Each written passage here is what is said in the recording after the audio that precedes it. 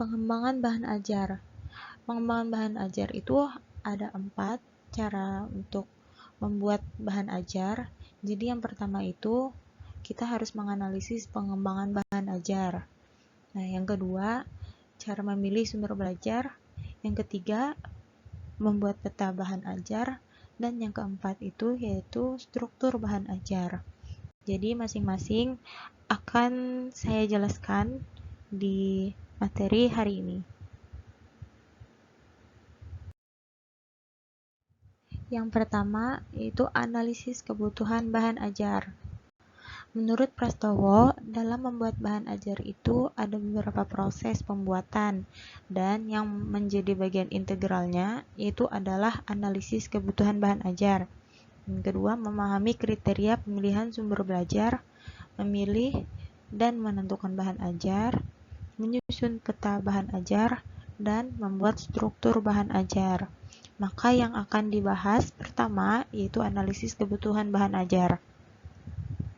Analisis kebutuhan bahan ajar disebut juga sebagai need assessment, mengacu pada kegiatan-kegiatan yang dilakukan dalam rangka pengumpulan informasi yang digunakan sebagai dasar bagi pengembangan bahan ajar. Nah, jadi dalam menganalisis itu ada 3 tahapan, yaitu analisis terhadap kurikulum, analisis sumber belajar, dan penentuan jenis serta judul bahan ajar. Jadi pada intinya, tujuan utama dalam kegiatan analisis kebutuhan bahan ajar ini ialah untuk mempersiapkan rangkaian tujuan pembelajaran yang diarahkan khusus untuk kebutuhan siswa itu sendiri. Kemudian yang kedua, memilih sumber belajar. Setelah melakukan analisis bahan ajar tadi, nah jadi selanjutnya itu kita menganalisis atau memilih sumber belajar. Untuk meningkatkan kualitas pembelajaran yang lebih optimal, tentu saja dibutuhkan sumber belajar yang mampu memenuhi kebutuhan para siswa dalam proses penerimaan informasi atau pembelajaran. Jadi sumber belajar itu merupakan komponen penentunya. Jadi sumber belajar ini merupakan hal yang paling penting dalam keberhasilan tujuan pembelajaran dalam kegiatan belajar mengajar, karena merupakan sarana pendukung yang digunakan untuk memfasilitasi anak dalam meningkatkan kinerja belajar. Sumber belajar yang dapat kita temukan itu bisa di mana saja, dari siapa dan kapan saja bisa kita peroleh. Namun, pemahaman orang lain itu lebih cenderung memahami bahwa sumber belajar itu adalah alat yang digunakan dalam proses pembelajaran saja. Sumber belajar memiliki ragam jenis dan bentuk yang bisa kita manfaatkan dalam memenuhi kebutuhan pembelajaran peserta didik. Sumber belajar itu tidak hanya dalam bentuk cetak seperti buku, tetapi juga bisa seperti dari elektronik, sosial media, alat komunikasi, teknologi komputer, lingkungan, serta seseorang yang dianggap bisa memberikan informasi dalam pengetahuan. Nah, di sini dapat kita lihat menurut Dick and Carey mengatakan bahwa kriteria pemilihan sumber belajar itu ada 5. Jadi yang pertama, kriteria ketersediaan. Maksudnya itu ketersediaan sumber setempat. Jadi bila sumber belajar yang bersangkutan itu tidak terdapat pada sumber-sumber yang ada, jadi kita bisa mengambil, kemudian kita rancang dan kita buat sendiri. Nah, yang kedua, kriteria kesesuaian. Maksudnya yaitu kesesuaian dengan tujuan pembelajaran. Yang ketiga, apakah tersedianya dana, tenaga, dan fasilitas yang cukup untuk mengadakan sumber belajar tersebut.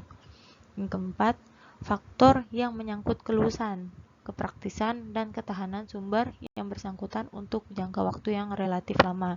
Dan yang terakhir, efektivitas biaya yang dipakai dalam jangka waktu yang relatif lama. Baik, sekarang saya akan melanjutkan materi yang selanjutnya. Teman-teman, jangan sampai di skip ya. Proses pembuatan bahan ajar yang selanjutnya yaitu membuat peta bahan ajar. Setelah proses yang lainnya dikerjakan, selanjutnya dalam membuat dan menyusun bahan ajar, langkah yang perlu kita lakukan berikutnya adalah menyusun peta kebutuhan bahan ajar. Hal ini sangat penting dilakukan karena peta bahan ajar memiliki banyak kegunaan. Nah, menurut Dignas, paling tidak ada 3 kegunaan penyusunan peta bahan ajar. Sebagai berikut. Yang pertama, dapat mengetahui jumlah bahan ajar yang harus ditulis. Yang kedua, dapat mengetahui sekuensi atau urutan bahan ajar. Jadi, urutan bahan ajar ini sangat diperlukan dalam menentukan prioritas penulisan. Dan yang ketiga, dapat menentukan sifat bahan ajar, apakah dependen atau independen. Apa sih arti dependen dan independen?